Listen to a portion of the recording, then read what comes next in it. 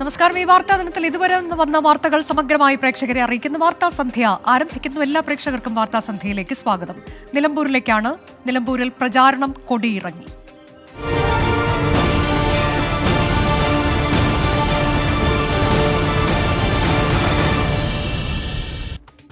നിലമ്പൂരിനെ ഇളക്കിമറിച്ച് ഉപതെരഞ്ഞെടുപ്പിന്റെ പരസ്യ പ്രചാരണത്തിന് കൊട്ടിക്കലാശം. 3 മുന്നണി സ്ഥാനാർത്ഥികളുടെയും റോഡ് ഷോ ഉച്ചകഴിഞ്ഞ് ടൗണിലെത്തിയപ്പോൾ മഴയിലും അണികളുടെ ആവേശം അണപൊട്ടി.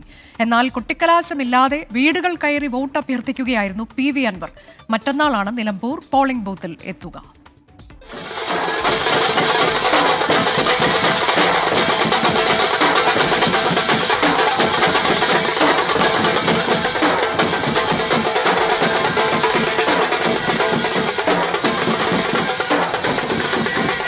വർഷങ്ങൾക്ക് ശേഷം പാർട്ടി ചിഹ്നത്തിൽ M സ്വരാജ് എന്ന LDF സ്ഥാനാർത്ഥി. മുഖ്യമന്ത്രിയുടെ നേതൃത്വത്തിൽ മന്ത്രിപ്പട തന്നെ മണ്ഡലത്തിൽ. ഒരൊറ്റ വോട്ടും ചോരില്ലെന്ന ആത്മവിശ്വാസമുണ്ട് LDF-ന്. തീർച്ചയായും നിലമ്പൂർ പുതിയ ചരിത്രമെഴുതും. ഓരോ മണിക്കൂർ പിന്നിടുമ്പോഴും ആത്മവിശ്വാസം കൂടുതൽ അരക്കിട്ടുറപ്പിക്കുന്ന അനുഭവങ്ങളാണ്. ഏത് സാഹചര്യത്തെയും അതിജീവിക്കാൻ കഴിയുന്ന ഊർജം പ്രവർത്തകരുടെ ആവേശത്തിൽ നിന്ന് ലഭിക്കുന്നുണ്ട്.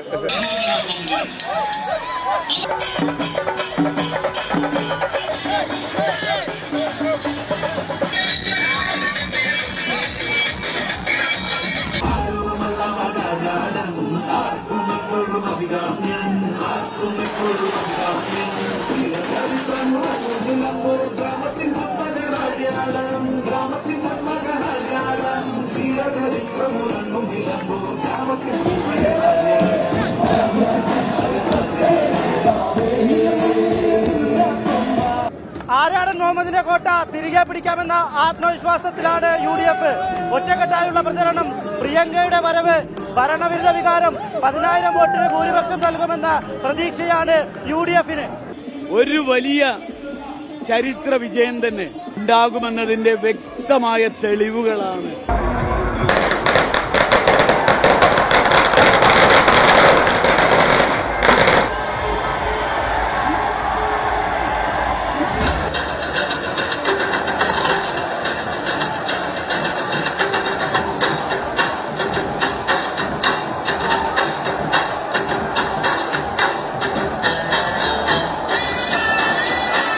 വലിയ സ്വാധീനമില്ലാത്ത മണ്ഡലമാണെങ്കിലും പോരിന് ഉറച്ചു തന്നെയാണ് NDA.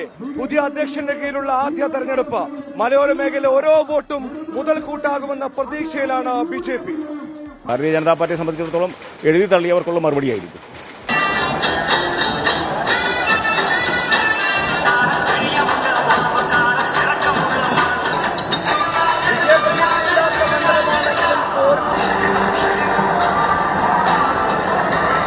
ബാക്കിൽ ക്യാമറക്കാരുണ്ട്.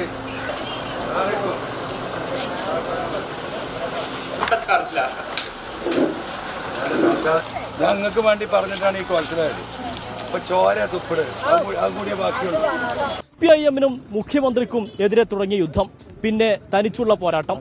തനിച്ചുള്ള പടവട്ടിൽ നിലമ്പൂർ കടക്കുമോ PV അൻവറിന്റെ അവകാശവാദങ്ങൾ.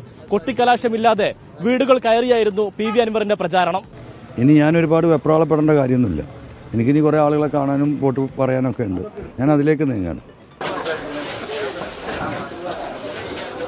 ചാലിയാറിനോളം പരപ്പും തേക്കിനോളം കാതലുമുള്ളതാണ് നിലമ്പൂരിൽ പിന്നിട്ട 25 നാളത്തെ തിരഞ്ഞെടുപ്പ് പ്രചരണം.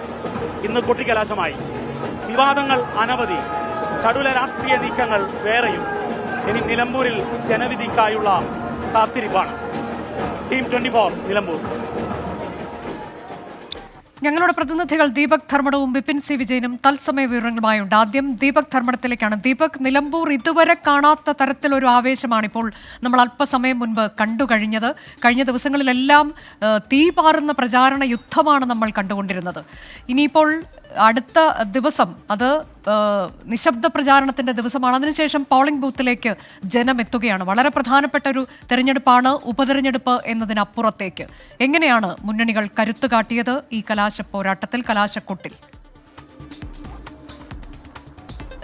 അനുജ, ഈ ആകാശ ദൃശ്യത്തോളം പരപ്പുള്ളതായിരുന്നു പ്രചരണം.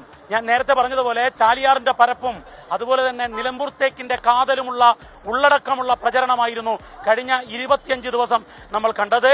ആ 25 ദിവസത്തെ പ്രചാരണത്തിന്റെ ഏറ്റവും ഉച്ചസ്ഥായിയിലെത്തിയുള്ള കൊട്ടിക്കലാശമാണ് അല്പം മുൻപ് 6 മണിക്ക് പിന്നിട്ടത്. 3 മുന്നണികൾ ഒപ്പം PV അൻവർ. ഈ തട്ടകം നിറഞ്ഞാടി കളം പിടിക്കാൻ വേണ്ടിയുള്ള വലിയ പ്രചരണം. ആത്മവിശ്വാസം ഒട്ടും കുറയാതെ 3 മുന്നണികളും ഒപ്പം PV അൻവറും പ്രചരണത്തിലുണ്ടായിരുന്നു. പക്ഷേ നേർക്കുനേർ UDF LDF മത്സരമാണ് ഈ മണ്ഡലത്തിൽ എന്നുള്ളത് തീർച്ച. ഇനി നിശബ്ദ പ്രചരണത്തിന്റെ മണിക്കൂറുകളാണ്. ഏറ്റവും പ്രധാനപ്പെട്ട കാര്യം, ഈ ഉപതെരഞ്ഞെടുപ്പിന് വലിയ രാഷ്ട്രീയ മാനമുണ്ട്. കേവലം 8 മാസത്തേക്കുള്ള ഒരു MLA തിരഞ്ഞെടുപ്പ് എന്നതിനേക്കാൾ അപ്പുറത്തേക്ക് ഒരു ഭരണ തുടർച്ചയ്ക്കുള്ള തിരഞ്ഞെടുപ്പ്, മറ്റൊന്ന് ഭരണവിരുദ്ധ വികാരത്തിന്റെ ടെസ്റ്റ് ഡോസ്. അങ്ങനെ നോക്കുമ്പോൾ ഈ നിലമ്പൂർ ഉപതെരഞ്ഞെടുപ്പ് കൃത്യമായി രാഷ്ട്രീയ അംഗത്തട്ടിലെ ഒരു ടെസ്റ്റ് ഡോസ് തന്നെയാണ്, ഒരു പരീക്ഷണമാണ്. വരാൻ പോകുന്ന നിയമസഭാ തെരഞ്ഞെടുപ്പ്, അതിന് തൊട്ടു മുമ്പുള്ള പഞ്ചായത്ത് തെരഞ്ഞെടുപ്പ്, ആ തെരഞ്ഞെടുപ്പുകളുടെ ഒരു ടെസ്റ്റ് കേസായി നിലമ്പൂർ മാറുന്നു. അതുകൊണ്ട് തന്നെ കേരളത്തിന്റെ രാഷ്ട്രീയം നിലമ്പൂരിലേക്ക് ചുരുങ്ങിയ മണിക്കൂറുകളും ദിവസങ്ങളുമാണ് പിന്നിട്ട 25 നാൾ നമ്മൾ കണ്ടത്. അനുജ, വിപിൻ സി വിജയൻ കൂടിയുണ്ട്. വിപിൻ, ഇതിപ്പോൾ നമ്മൾ ഇതുവരെ കാണാത്ത ഒരു കലാശക്കൊട്ട് നിലമ്പൂരിന് സാക്ഷ്യം വഹിക്കേണ്ടി വരുമ്പോൾ മറ്റൊരു അപൂർവ കാഴ്ചയ്ക്ക് കൂടി ഇത്തവണ നിലമ്പൂർ സാക്ഷ്യം വഹിച്ചു. കലാശക്കൊട്ടിൽ പങ്കെടുക്കാതെ ഒരു സ്ഥാനാർത്ഥി നിൽക്കുന്നു, വോട്ട് തേടുന്ന കാഴ്ച. അതും ഒരു അപൂർവ കാഴ്ചയാണ്. ഈ 3 മുന്നണികളെ സംബന്ധിച്ചിടത്തോളവും ഇത് പ്രധാനപ്പെട്ട തെരഞ്ഞെടുപ്പാണ്. അതിലേറ്റവും പ്രധാനം PV അൻവറാണ്. അദ്ദേഹത്തിന് വ്യക്തിപരമായി കൂടി അദ്ദേഹത്തിന്റെ രാഷ്ട്രീയ ഭാവി എന്തായിരിക്കുമെന്ന് നിശ്ചയിക്കപ്പെടുന്ന തെരഞ്ഞെടുപ്പ് കൂടിയാണ്. അപ്പോൾ ആ തരത്തിലേക്ക് ഇനി വരുന്ന നിയമസഭാ തെരഞ്ഞെടുപ്പ്, തദ്ദേശ തെരഞ്ഞെടുപ്പ്, അതിന്റെ ക്വാർട്ടർ ഫൈനൽ എന്ന രീതിയിൽ കൂടി അങ്ങനെ വളരെ പ്രധാനപ്പെട്ട ഒരു ഉപതെരഞ്ഞെടുപ്പ് എങ്ങനെയാണ് ഇനിയുള്ള അടുത്ത ഒരൊറ്റ ദിവസം കൊണ്ട് കൂട്ടലും കിഴിക്കലുകളും അവസാനവട്ട വോട്ടുറപ്പിക്കലും ഒക്കെ നടക്കണമല്ലോ വിപിൻ?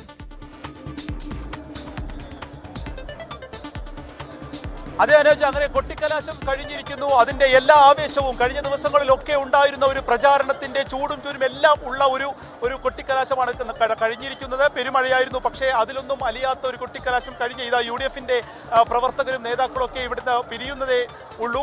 ഒപ്പം ഇനി നാളെ നിശബ്ദ പ്രചാരണത്തിലേക്ക് കടക്കുകയാണ്. നിശബ്ദ പ്രചാരണത്തിൽ ഈ കൂട്ടിലും കുഴിക്കലും ഈ പറഞ്ഞതുപോലെ തന്നെ ഏതൊക്കെ രീതിയിൽ വോട്ട് വരാനുണ്ട്, അല്ലെങ്കിൽ വോട്ടിന്റെ ചോർച്ച എവിടെയായിരിക്കും എന്നുള്ളതൊക്കെ ഓരോ കേന്ദ്രങ്ങളും കൂട്ടിക്കിഴിച്ച് നോക്കുക തന്നെയാണ് ഇപ്പോഴും.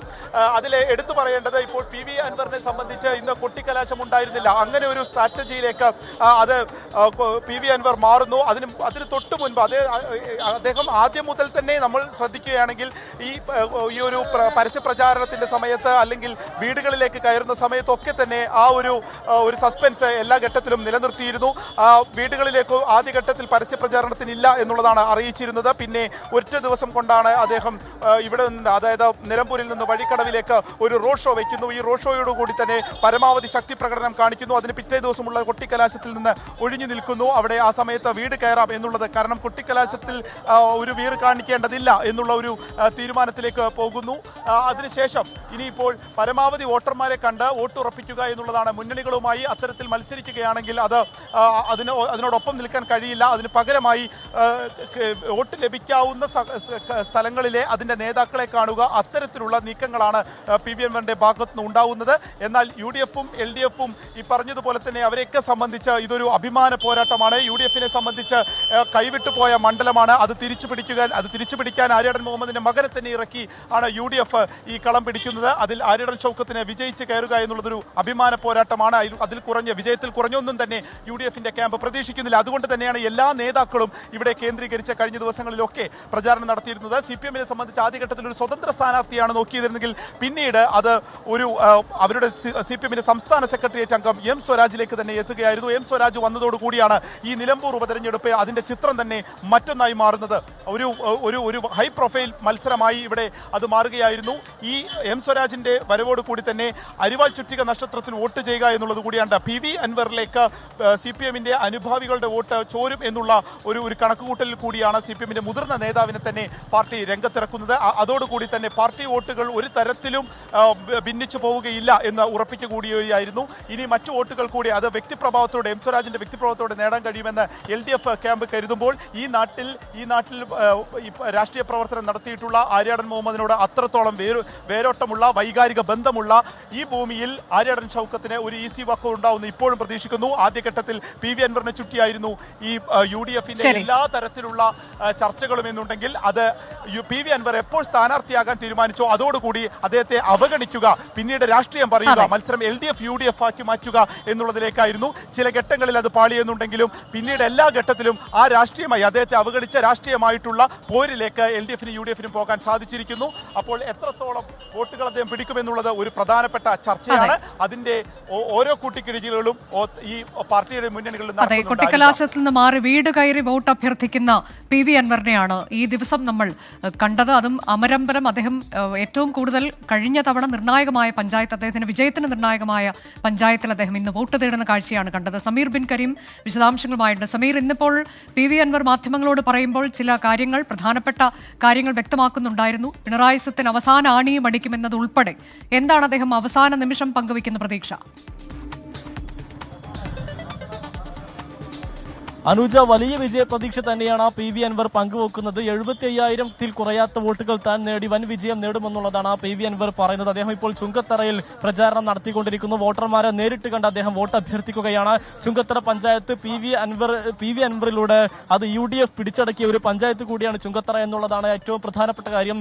കൊട്ടിക്കലാശം അവസാനിച്ചെങ്കിലും PV അൻവറിന് കൊട്ടിക്കലാശമില്ല. അദ്ദേഹം ഓരോ വോട്ടർമാരെയും നേരിട്ട് കണ്ടുകൊണ്ട് വോട്ട് അഭ്യർത്ഥിക്കുന്നു. ഇതുവരെ അദ്ദേഹം വീടുകൾ കയറി വിവിധ കവലകളിൽ അദ്ദേഹം വോട്ട് അഭ്യർത്ഥിച്ചു. ഇപ്പോൾ അങ്ങനെയാണ് ഈ ചുങ്കത്തറ മാർക്കറ്റിലേക്ക് PV അൻവർ എത്തിയിരിക്കുന്നത്. ഇവിടെയും നിരവധിയായിട്ടുള്ള ആളുകളോട് അദ്ദേഹം വോട്ട് അഭ്യർത്ഥിച്ച് നടക്കുകയാണ്. UDFൽ നിന്നും LDFൽ നിന്നും ശക്തമായ അടിയൊഴുക്ക് തനിക്കുണ്ടാകുമെന്നുള്ളതാണ് PV അൻവറിന്റെ പ്രതീക്ഷ.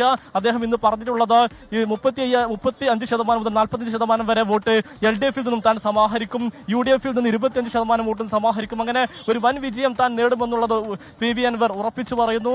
അതുകൊണ്ട് തന്നെ എന്താകും കാര്യങ്ങളെന്നുള്ളത് കണ്ടറിയേണ്ടിയിരിക്കുന്നു. എത്രത്തോളം അടിയൊഴുക്കുണ്ട് എന്നുള്ളതും ഏറെ പ്രധാനപ്പെട്ട കാര്യമാണ്. PV അൻവർ ഇവിടെ വന്നിറങ്ങുമ്പോൾ ഇത്രയും ആൾക്കൂട്ടം ഉണ്ടായിരുന്നില്ല. ഇപ്പോൾ വലിയൊരു ആൾക്കൂട്ടം ഇവിടെ ഉണ്ടായി മാറുന്നൊരു സാഹചര്യം ഇവിടെ നിലനിൽക്കുന്നുണ്ട്. ഏതായാലും അദ്ദേഹത്തിന് നമുക്ക് പോകാൻ തോന്നുന്നു. അൻവർക്ക് വലിയ പ്രതീക്ഷയാണോ? പ്രതീക്ഷ ഉറപ്പല്ലേ? 100% ഉറപ്പാണ്. ജനം ജയിക്കും. ചുങ്കത്തറയിലെ സമൂസ പോലെ തന്നെ ചുങ്കത്തറയിലെ വോട്ട്. എന്റെ സംശയം ഭയങ്കര സോഫ്റ്റാണ്. എങ്ങോട്ടോ ഏതായാലും ഈ ചുങ്കത്തറയിലെ സമൂസ പോലെ സോഫ്റ്റ് ആണ് ചുങ്കത്തറയിലെ വോട്ട് എന്ന് PV അൻവർ പറയുമ്പോൾ എത്രത്തോളം വോട്ട് PV അൻവറിന് സമാഹരിക്കാനാകുമെന്നുള്ളതാണ് ഏറെ പ്രധാനപ്പെട്ട കാര്യം. അനുജ, ശരി. നിലമ്പൂരിൽ പരസ്യപ്രചാരണം അവസാനിച്ചിരിക്കുന്നു. ഇനി നാളെ നിശബ്ദ പ്രചാരണത്തിന്റെ ദിനം. അവസാനവട്ട വോട്ടുമുറപ്പിക്കുന്ന തിരക്കിലാകും സ്ഥാനാർത്ഥികളും മുന്നണികളുമൊക്കെ. PV അൻവർ ഇന്ന് മുതൽ തന്നെ വോട്ട് നേരിട്ട് അഭ്യർത്ഥിക്കുന്ന കാഴ്ച നമ്മൾ കാണുകയാണ്. കൊട്ടിക്കലാശത്തിൽ പങ്കെടുക്കാതെ അദ്ദേഹത്തിന്റെ ഏറ്റവും പുതിയ പ്രതികരണമാണ് ഇപ്പോൾ പ്രേക്ഷകർ കണ്ടത്. തിരികെ വാർത്താസന്ധ്യയിലേക്ക്. വിജിലൻസ് കേസിൽ ഒന്നാം പ്രതിയായ ED അസിസ്റ്റന്റ് ഡയറക്ടർ ശേഖർ കുമാറിന് സ്ഥലം മാറ്റം. കൊച്ചിയിൽ നിന്ന് ഷില്ലോങ്ങിലേക്കാണ് സ്ഥലം മാറ്റം. ഡെപ്യൂട്ടി ഡയറക്ടർ P രാധാകൃഷ്ണനെ ശ്രീനഗറിലേക്കും സ്ഥലം മാറ്റി. വിഷ്ണു സുരേഷ് വിവരങ്ങളുമായി. വിഷ്ണു, വാർത്തയുടെ വിശദാംശങ്ങൾ. അനുജ, വിജിലൻസ് രജിസ്റ്റർ ചെയ്ത കോഴക്കേസിലെ ഒന്നാം പ്രതിയാണ് കൊച്ചി യൂണിറ്റിലെ അസിസ്റ്റന്റ് ഡയറക്ടറായ ശേഖർ കുമാർ. ആ ശേഖറിനെയാണ് ഇപ്പോൾ ഷില്ലോങ്ങിലേക്ക് ട്രാൻസ്ഫർ ചെയ്തിരിക്കുന്നത്. നമ്മൾ മനസ്സിലാക്കുന്ന അനുസരിച്ച് ഒരു ജനറൽ ട്രാൻസ്ഫർ എന്നാണ് പറയുന്നത്. പക്ഷേ ആഭ്യന്തര അന്വേഷണം അടക്കം ശേഖറിനെതിരെ നടക്കുന്ന പശ്ചാത്തലത്തിലായിരിക്കാം ഈ ട്രാൻസ്ഫർ എന്ന അനൌദ്യോഗികമായി ലഭിക്കുന്ന വിവരങ്ങൾ മനസ്സിലാകുന്നുണ്ട്. ശേഖറിന്റെ മുൻകൂർ ജാമ്യാപേക്ഷ ഇന്ന് ഹൈക്കോടതി പരിഗണിക്കുകയും പിന്നീട് അറസ്റ്റ് ചെയ്യുന്ന 2 ആഴ്ചത്തേക്ക് തടഞ്ഞു വെക്കുകയും ചെയ്തിട്ടുണ്ടായിരുന്നു. ഈ കേസിന്റെ അന്വേഷണത്തെ ഈ ട്രാൻസ്ഫർ ബാധിക്കില്ല എന്നാണ് വിജിലൻസിൽ നിന്ന് ലഭിക്കുന്ന വിവരം. കാരണം നേരത്തെ തന്നെ ഹൈക്കോടതിയിൽ ഇക്കാര്യങ്ങളുമായി ബന്ധപ്പെട്ടുള്ള വിശദാംശങ്ങളൊക്കെ വിജിലൻസ് നൽകിയിട്ടുണ്ട്. അതോടൊപ്പം തന്നെ ഹൈക്കോടതി ശേഖറിന് നിർദ്ദേശവും നൽകിയിട്ടുണ്ട് അന്വേഷണവുമായി സഹകരിക്കണമെന്ന്. ഏതെങ്കിലും ഘട്ടത്തിൽ അതിന് വിരുദ്ധമായി ശേഖറിന്റെ ഭാഗത്ത് പ്രവർത്തനമുണ്ടായാൽ അത് ശേഖറിന്റെ മുൻകൂർ ജാമ്യാപേക്ഷയെ അടക്കം ബാധിക്കും. അപ്പോൾ വിജിലൻസ് ഈ സ്ഥലം മാറ്റത്തെ അങ്ങനെ കാര്യമായി പരിഗണിക്കുന്നില്ല. അനുജ, ശരി. വിഷ്ണു സുരേഷാണ് വിവരങ്ങൾ നൽകിയത്. അഴീക്കൽ തീരത്തിന് സമീപം വാൻഹായ് കപ്പലിന് തീപിടിച്ച സംഭവത്തിൽ കേസെടുത്ത പോലീസ്. ഫോർട്ട് കൊച്ചി കോസ്റ്റൽ പോലീസാണ് കേസെടുത്തത്. ശ്യാംകുമാർ വിവരങ്ങളുമായി. ശ്യാം, ഈ വാർത്തയുടെ വിശദാംശങ്ങൾ. അനുജ, കേരള തീരത്തുണ്ടായ രണ്ടാമത്തെ കപ്പൽ അപകടത്തിലാണ് ഇപ്പോൾ coastal police, Fort Kochi coastal police കേസെടുത്തിരിക്കുന്നത്. വാൻഹായ് 503 എന്ന കപ്പലിനെതിരായിട്ടാണ് കേസെടുത്തിരിക്കുന്നത്. അപകടം ഉണ്ടാക്കിയെന്ന് മാത്രമല്ല പരിസ്ഥിതിക്ക് ദോഷങ്ങൾ വരുത്തി എന്നതുൾപ്പെടെയുള്ള കുറ്റങ്ങൾ ഈ കപ്പലിനെതിരായിട്ട് ചുമത്തിയിട്ടുണ്ട്. ഏതായാലും കപ്പൽ കമ്പനി അധികൃതർക്ക് പ്രതിയാക്കി കേസെടുത്തിരിക്കുന്നത് നഷ്ടപരിഹാരം ഈടാക്കാനുള്ള പ്രാഥമിക നടപടി എന്നുള്ളതാണ് വിശദീകരണം. ഈ കേസിൽ ആരെയൊക്കെ പ്രതികളായി ഉൾപ്പെടുത്തുമെന്നുള്ളത് അടുത്ത ദിവസം തീരുമാനിക്കുമെന്നുള്ളതും പോലീസ് പറയുകയും ചെയ്തിട്ടുണ്ട്. അനുജ, തിരികെ വാർത്താസന്ധ്യയിലേക്ക്. ലോകത്തെ ആശങ്കയിലാക്കി ഇസ്രയേൽ ഇറാൻ സംഘർഷം 5ാം ദിനവും അതിരൂക്ഷം. ഇസ്രയേൽ ചാരസംഘടന മൊസാദിന്റെ ആസ്ഥാനത്തും മിലിറ്ററി ഇന്റലിജൻസ് സെന്ററിലും ആക്രമണം നടത്തിയെന്ന് ഇറാൻ അവകാശപ്പെട്ടു. ഇറാൻ പരമോന്നത നേതാവ് ആയത്തുള്ള അലി ഖമനേയുടെ വിശ്വസ്തനും ഉന്നത സൈനിക ഉദ്യോഗസ്ഥനുമായ അലി ഷദ്മാനിയെ വധിച്ചെന്ന് ഇസ്രയേൽ പ്രതിരോധ സേന സ്ഥിരീകരിച്ചു. ഇരു രാജ്യങ്ങളും പരസ്പരം മിസൈൽ ആക്രമണം തുടരുകയാണ്.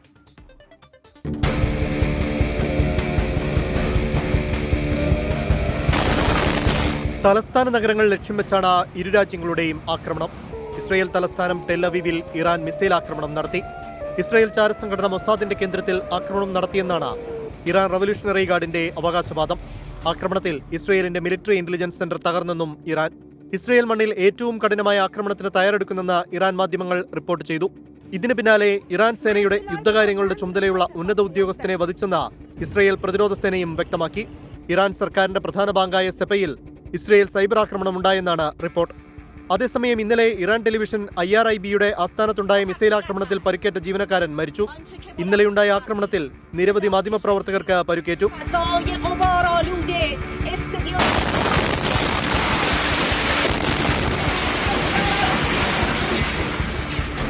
ടെഹ്റാനിൽ നിന്ന് ജനം മാറണമെന്ന ഡൊണാൾഡ് ട്രംപിന്റെ നിർദ്ദേശത്തിനു പിന്നാലെ നഗരത്തിൽ കനത്ത ഗതാഗത തടസ്സമുണ്ടായി. നഗരം വിടാൻ ജനം കൂട്ടത്തോടെ വാഹനങ്ങളുമായി ഇറങ്ങിയതാണ് ഗതാഗതക്കുരുക്കിനിടയാക്കിയത്. ഇരു രാജ്യങ്ങളിൽ നിന്നും വിദേശ പൗരന്മാർ സ്വന്തം നാട്ടിലേക്ക് മടങ്ങുകയാണ്. 17 രാജ്യങ്ങളിലുള്ള 600 പേർ ഇറാനിൽ നിന്ന് മടങ്ങിയെന്നാണ് റിപ്പോർട്ടുകൾ. ഇറാനിൽ നിന്ന് പൗരന്മാരെ ഒഴിപ്പിച്ചെന്ന് ചൈന വ്യക്തമാക്കി.